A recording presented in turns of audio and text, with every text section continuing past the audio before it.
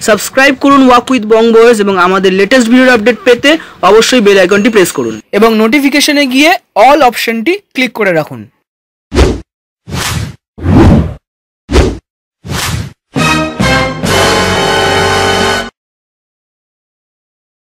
আমরা এসে উপস্থিত হয়েছি সেই অভিশপ্ত জ্ঞানেশ্বরী এক্সপ্রেস দুর্ঘটনা যেখানে ঘটেছিল খেমাশুলি এবং সরডিহার মধ্যবর্তী জায়গা, এই ঠিক পেছনে দেখা যাচ্ছে সেই জ্ঞানেশ্বরী এক্সপ্রেস। আচ্ছা, ইউটিউবে একটা চ্যানেল আছে, সেখানে একজন তান্ত্রিক সন্ন্যাসী, তো সে এখানে এসেছিল জ্ঞানেশ্বরী এক্সপ্রেসে ভিডিও করতে। সে বলছে নাকি এই বাটির একটা কি ঘটনা আছে, বাটিটা হঠাৎ ছিল, কিছুক্ষণ পর দেখা যাচ্ছে বাটিটা আবার নেই। তো বাড়িটা আমি এই যে দেখতে পেলাম এখানে, এই আমি এখানে রাখলাম। তবে অন্ধকার হবে, যখন অন্ধকার হবে সারা রাতে, রাতের দিকে আমরা আবার আসবো, এসে দেখবো বাড়িটা এখানে আছে না চলে গেছে। না থাকে তাহলে বুঝবো যে জ্ঞানেশ্বরীতে যে ওই কাকা ভণ্ড কাকা এসেছিল সে ঠিক ছিল, আর যদি এখানে বাটি থাকে তাহলে বুঝবো ও বেটা ভণ্ড।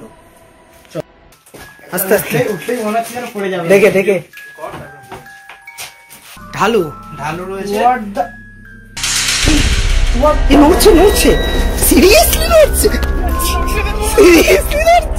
জ্ঞানেশ্বরী এক্সপ্রেস দুর্ঘটনা কাণ্ড যে স্থানে হয়েছিল সেই স্থানের নৈশ অভিযান আমরা শুরু করে দিয়েছি। যেরকম বলেছিলাম আমরা আসবো, রাত কাটাবো, সেই হিসাবে আমরা চলে এসেছি। আমাদের অভিযান শুরু হয়ে গেছে, সঙ্গে থাকো, লাইভ আপডেট আসছে।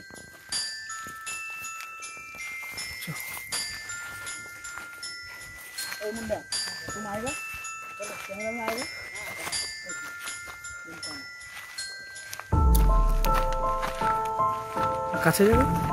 আচ্ছা, প্রথমে কোনটা দিয়ে শুরু করা যায়? থেকে শুরু করলেই ভালো হবে। লাস্ট থেকে শুরু করি আমরা।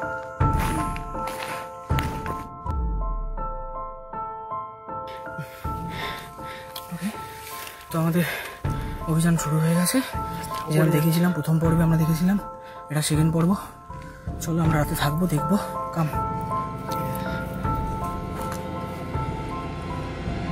তোর মুখে বলো।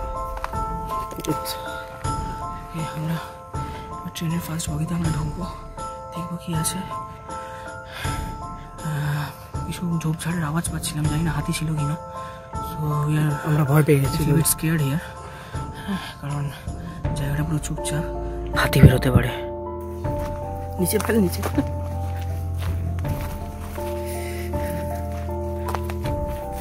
উপরে। তো ইতিমধ্যে আমরা আমাদের বন্ধু, মানে লোকাল বন্ধু দীনেশ মুন্ডা, ওকে আমরা দিকটা দেখতে পাঠিয়েছি যে কোনো অসুবিধা হচ্ছে কিনা, কারণ হাতির ভয়টা লাগছিল। আর আমাদের মধ্যে ইতিমধ্যে এসে জয়েন করেছে আমাদের আরেক বন্ধু বিশ্বজিৎ রয়েছে আমাদের সাথে, মানে আমিও বিশ্বজিৎ, পুরোনামও বিশ্বজিৎ, তো জয়েন করেছে আমাদের সাথে। তোকে নিয়ে আমাদের অভিযান চলছে, তোমরা দেখতে থাকো। এখন কটা বাজে? এখন প্রায় 7:30 কাছাকাছি বাজে। আমরা আমরা ঘুরে ঘুরে দেখবো, দিনের বেলা যে সমস্ত কামরাগুলো দেখেছিলাম, রাতের বেলাতে সেম ওই কামরাতে যাবো, গিয়ে দেখবো কী হয়। আমরা রাত অবধি থাকবো, তারপর তো 1:20 আমাদের স্পেশাল পারপাস রয়েছে। হাই গাইস, আমার নাম বিশ্বজিৎ গোমস। আমি এখানে 7:30 নাগাদ এসেছি। আমার একটু কাজ ছিল, তাই জন্য আমার দেরি হয়ে গেছে তোমার সঙ্গে জয়েন করতে। তো ভাবে একটু ভয় ভয় লাগছে, ঠান্ডা ঠান্ডা ভাব একটুখানি, আর বেশ স্ক্যারি জায়গা, ভাবলে ভাব, মানে খুব সত্যি খুব ভয় লাগছে এখন। যাই হোক, তোমার সঙ্গেই থাকবো, ঠিক আছে? এখানে লাইভ তোমরা দেখতে পাবে আরও কিছু, অনেক কিছু, ঠিক আছে? এখন আস্তে আস্তে দেখো আরও কী হয়, চলো লেটস সি।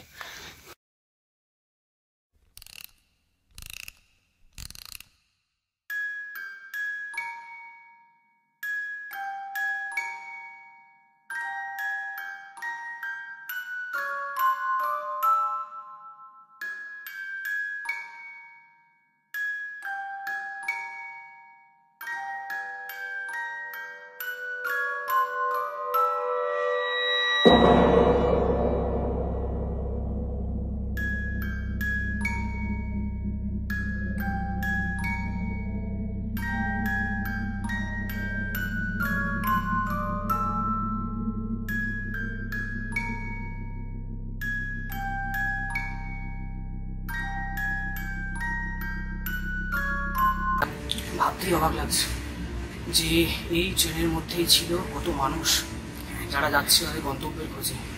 কেউ সন্তানের সাথে দেখা করতে যাচ্ছিল, কেউ বাড়ি ফিরে আসছিল, কেউ পড়াশোনা করে ছুটি পেয়ে তাদের বাড়ির বসে দেখা করতে যাচ্ছিল। আর ঠিক রাত 1টা 20 বাজলো সেই ঘটনা। ভাবতে অবাক লাগে কি হয়েছিল, কি অবস্থা চারিদিকে, কত মানুষ অসহায় নিষ্পাপ মানুষের মৃত্যু হয়েছিল। অলৌকিক আমরা জানি না, অলৌকিক কিছু আছে কিনা জানি না, কারণ এখনো পর্যন্ত অলৌকিকের কোনো খবর পাইনি আমরা।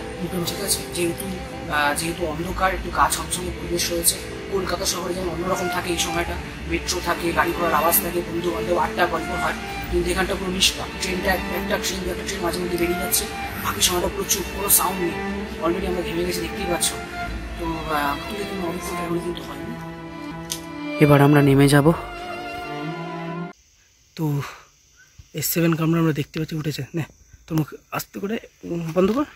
এখন অলমোস্ট 9:30 বাজে রাত্রে, পুরো চুপচাপ, ঝিঝি পোকার ডাক, আর কোনো আওয়াজ নেই, পুরো থমথমে চুপচাপ শব্দ। S7 আমরা যাওয়া যাক, S7 কামরায় আমরা যাচ্ছি। এই হচ্ছে সেই S7 কামরা, বাইরে থেকে আমরা দেখছি। তো এই কামরাটায় যেখানে উঠলেই ভাইব্রেশন হয়, যে কোনো সময় উঠলেই এটা ভাইব্রেট করে, নড়ে। তো এই কামরাটায় আমরা উঠবো, ভেতরে যাব, দেখব কি হয়।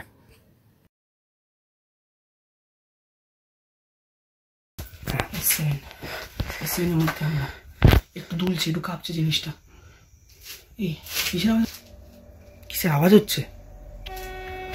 ট্রেন আসছে। আমরা S7 এর মধ্যে ঢুকবো, এতটা কাঁপছে, দাঁড়ানো যাচ্ছে না। কাঁপছে রে, একটু কাঁপছে। এই ভাই কাঁপছে রে, সিরিয়াসলি কাঁপছে, কাঁপছে ভাই। এই ভালো করে টর্চ মার। পড়ে যাবো তো, টর্চটা আমি দেখতে পাচ্ছি না।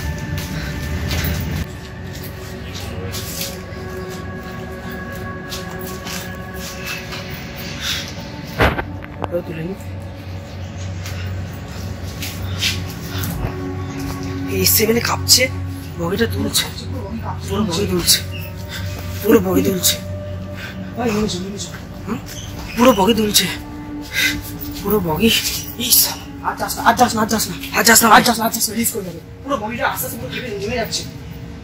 সিরিয়াসলি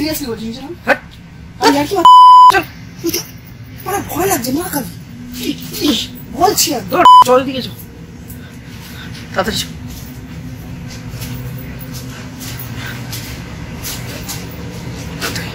এখানে ভয় লাগছে আমার, চল না। এই গাছ, কি গাছ?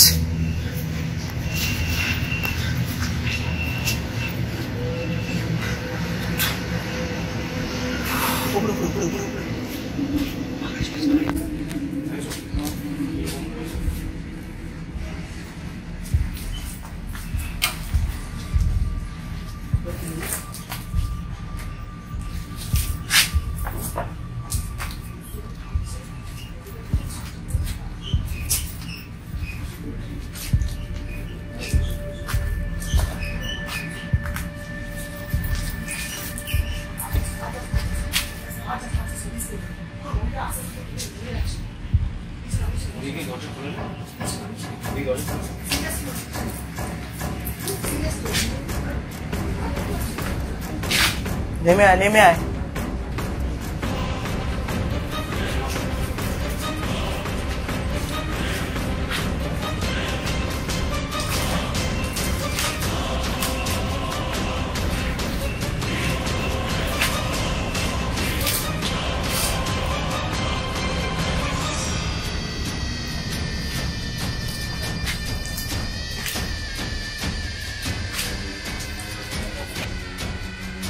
এবার আমরা S6 কামরায় উঠছি।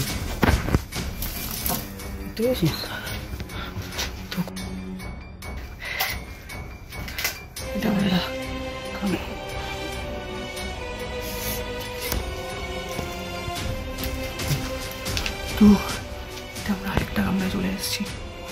এখন রাত প্রায় 9:30 11টার কাছাকাছি বাজে। মানে আমার এতটাই টেনশন হচ্ছে, একটু ভয় লাগছে, আমার গলা থেকে আওয়াজ রয়েছে ঠিকমতো। 1:15 আবার আমরা S7 কামরায় যাব। এরপর আমরা S7 এর মধ্যে যাবো, সেটা সবচেয়ে ভয়ঙ্কর ভাইব্রেশন হয়। 1:15 তৈরি, একদম পাক্কা 1:15 যাবো, 1:15 থেকে 1:15 এই সময়টা যাবো। কারণ আছে পরে আমাদের এখানে দেখি আওয়াজ হচ্ছে, ফ্যান তোলা একটা কোথায় ভিতরে পাতা পাতা পড়ে আছে।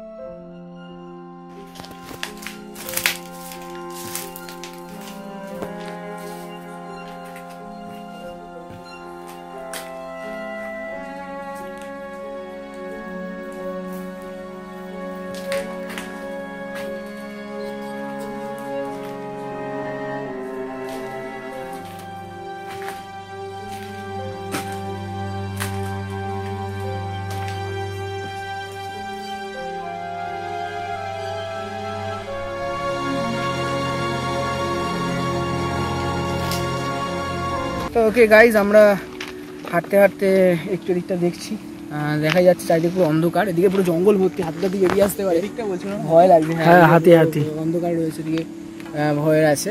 তো আমরা তবুও একটু দেখছি, আমরা 10-15 মিনিট কিছুক্ষণের জন্য দিকটা এসেছি দেখার জন্য, তো আমরা আবার ব্যাক করব। তো দেখাই যাচ্ছে ট্রেন দু একটা পাস করছে, বাকি পুরো অন্ধকার, ভয়, এটাই ভয়। আর মানে এই সব জায়গায় এইটাই ভয় লাগে, আর কিছু ভয় নেই, মানে ভুতুড়ে আতঙ্ক কতটা কিছু নেই। তো আমরা এই গ্রুপটা, তো বিশ্বজিতের ইন্ট্রোডাকশন তো আমরা প্রথমেই দিয়েছি। তো আমরা মাঝখানে এই কিছুক্ষণের জন্য একটু এসেছি একটু দিকে দেখার জন্য। তো আমরা এখন সারা রাত তো এখানে থাকবো, এই জায়গাটা দেখে ঠান্ডা লাগছে, ও কিছু পরে আছে, আমরা শোবো হয়ে গেছি, দেখা যাক কতটা হয়। কিছুই আপাতত কিছুই নেই, আমরা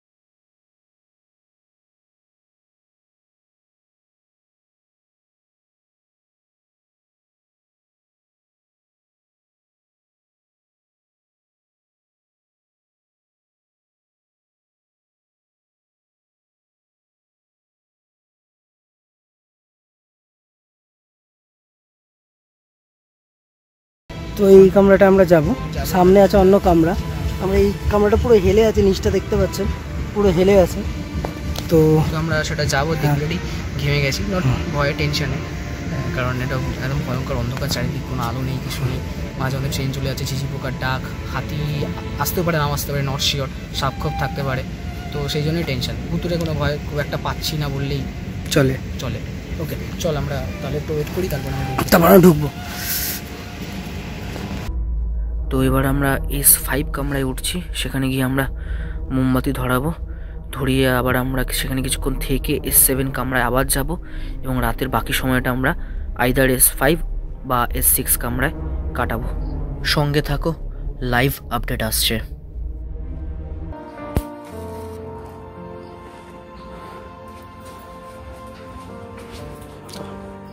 আমরা এই দুর্ঘটনায় মৃত সকল মানুষের আত্মার শান্তি কামনার উদ্দেশ্যে আমরা এই মোমবাতি জ্বালালাম, তাদের আত্মার শান্তি কামনা করে এই মোমবাতি আমরা জ্বালিয়ে রেখে গেলাম।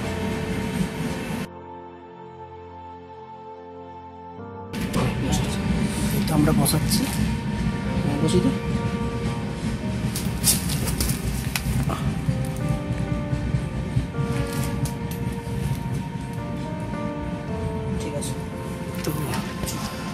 বসিয়ে দিয়েছি। এবারে আমরা এগোবো আস্তে আস্তে। তো আমরা শ্রী ভণ্ডনাথের বাটির ব্যাপারটা বলেছিলাম। তো শ্রী ভণ্ডনাথ ওই দিনের কোহেলি রাতের চামেলি একটি চ্যানেল আছে। তো ভণ্ডনাথ বলেছিল বাটি নাকি এদিক ওদিক হয়ে যায়। তো আমরা বাড়িটা দেখে গেছিলাম দিনের বেলা, বলেছিলাম রাতেরবেলা আসবো। তো রাতেরবেলা এসেছি, দেখি বাড়িটা এখানে আসবে না। কোন দিকে এদিকটা গেছিলাম না, এই তো বাটি, এই সেই বাটি যেখানে রেখে গেছিলাম সেখানেই আছে। কোনো চেঞ্জেস কিছু হয়নি, কোনো ডিসপ্লেসমেন্ট হয়নি, কোনো জায়গা চেঞ্জ করেনি, যেখানে ছিল সেখানেই আছে। এই যে দেখা গেল। তাহলে কি বোঝা গেল, যে কেউ যদি বলে থাকে যে বাটি এদিক থেকে ওদিকে যায়, বাটি এক জায়গায় অন্য জায়গায় চলে যায়, এখানে ভূত আছে, ভৌতিক কোনো কিছু হয়, সেটা সম্পূর্ণ মিথ্যে, ভুল ধারণা। এখানে কিচ্ছু হয় না, বাটি যেখানে ছিল সেখানেই আছে। হ্যাঁ, S7 কামড়াটা নয়, তাই তো? হ্যাঁ, ভাইব্রেশন হচ্ছিল, কিন্তু সেটা কোনো ভৌতিক ব্যাপার নেই। ওটা ওয়েটের জন্য এটা ভারী হয়ে গেছিলো, পুল করছিল, সেই জন্যই হয়তো হয়েছে, এছাড়া আর কোনো কারণ নেই। তো বাড়িটা যেখানে ছিলাম না সেখানে একটু মানে লাগছিল আমাদের সব জায়গায় রক্ত। মানে ব্যাপারটা কি আমি বলি, ভয় বলতে কি বলুন, কিছু কিছু জায়গায় রক্তের দাগ রয়েছে, ভাঙা কাঁচ ভাঙা পড়ে রয়েছে, এখান থেকে দেখুন তার ফারগুলো ছিঁড়ে পড়ে রয়েছে। এই ব্যাপারগুলো স্কেয়ারি। হঠাৎ হঠাৎ জঙ্গল হয়ে গেছে, ভিতরে হয়ে গেছে, চারিদিকে গাছপালা, চুচো ফুচো আওয়াজ হচ্ছিল, এই জিনিসগুলো স্কেয়ারি। মানে ভূত আছে, অশরীরী বিদেহী আত্মা, এইগুলো আমরা সারা রাত থাকলাম কিন্তু সেরকম কিছু দেখিনি, সেরকম কিছু দেখাই যায়নি। কি করছি তাই না, কোনো কিছু তো বোঝাও যায়নি, তাই না? না না, তো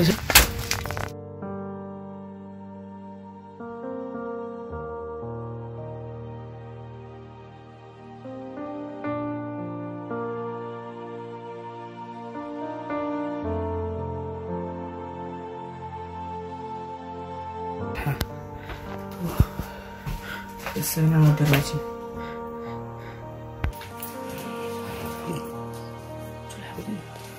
খুব গা ছমছম করে একটা পরিবেশ, চারিদিকে অন্ধকার, নিঃশব্দ, কোনো আওয়াজ নেই, কোনো সাউন্ড নেই।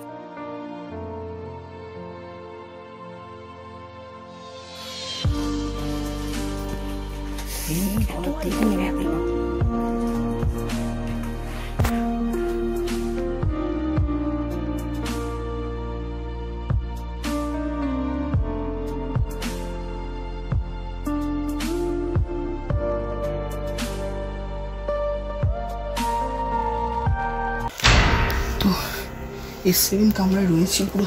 কটা বাজে বলে দে? এখন প্রায় 2-2:30 কাছাকাছি বাজে, ঠিক আছে? তো S7 পুরো আছে, আমরা যথেষ্ট ভয় পাচ্ছি যে এটা 2:20 বাজে কৌশিক বলছে। তো খুব ভয় লাগছে, ট্রেন যাচ্ছে মাঝে মধ্যে হুসুস করে বেরিয়ে। তো দেখতেই পাচ্ছ ঘেমে একাকার কাণ্ড, বাইরে থেকে ট্রেন যাচ্ছে আমাদের। তো খুব ভয়ানক একটা জায়গা। ভূত বলে কিছু নেই, ভূত তেমন কিছু নেই, ভূতের দেখা অলৌকিক কিছু অঙ্গ হয়নি। তবে এটা ভাইব্রেশন হচ্ছে, আর জাস্ট ছমছমের পরিবেশ। একটা এত লোকের মৃত্যু ঘটেছে, একটা ভাবলেই কেরম যেন একটা আতঙ্ক হচ্ছে। আর এছাড়া অলৌকিক ভৌতিক ঘটনা এখনো সম্মুখীন আমরা হইনি, প্যারানর্মাল অ্যাক্টিভিটি কিছুই দেখা যায়নি। তো আমরা S7 থেকে বেরিয়ে যাবো, বিকজ এটা খুবই নড়ছে, ভাইব্রেশন হচ্ছে, মনে হচ্ছে না উল্টে পড়ে যাবে ব্যাপারটা। কোনো অলৌকিক বা ভৌতিক কিছু নয়, সাধারণ মনে হচ্ছে উল্টে পড়ে যাবে। তো আমাদের বেরিয়ে যাওয়া উচিত।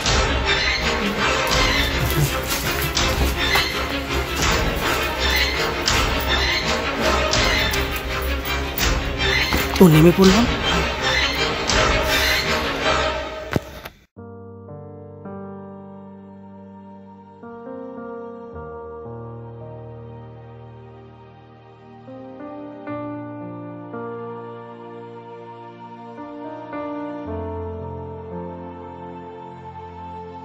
রাতের শেষে ভোরের আলোয় জ্ঞানেশ্বরী এক্সপ্রেসের কিছু ছবি সংগ্রহ করে রওনা দিলাম স্থানীয় বন্ধু দীনেশ মুন্ডার বাড়ি।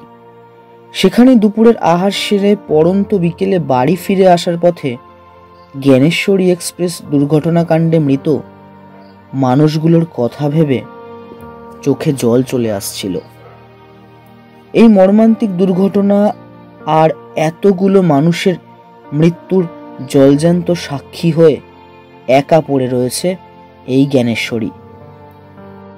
অভিশপ্ত ভুতুড়ে এইসব কাল্পনিক তকমাগুলোকে সরিয়ে রাখলে কল্পনায় ভেসে আসে কত নারী, পুরুষ এবং শিশুর বুক ফাটা আর্তনাদ, স্বজন হারানোর বেদনায় আশ্রিত কান্নার শব্দ, কালশিটে রক্তের দাগে এক নির্মম প্রতিচ্ছবি, আর নিথর দেহগুলোর ভিড়ে হাজারো রঙিন স্বপ্নের জবনিকা পতন। এই ভিডিওতে আমি লাইক, কমেন্ট, সাবস্ক্রাইব কোনোটাই কিছু নিজের মুখে বলবো না, সবটাই তোমাদের ওপর ছেড়ে দিলাম। শুধু বলবো যে যেখানেই থাকো ভালো থাকো, সুস্থ থাকো, আর সব সময় আমাদের পাশে থাকো। খুব শীঘ্রই আবার দেখা হবে।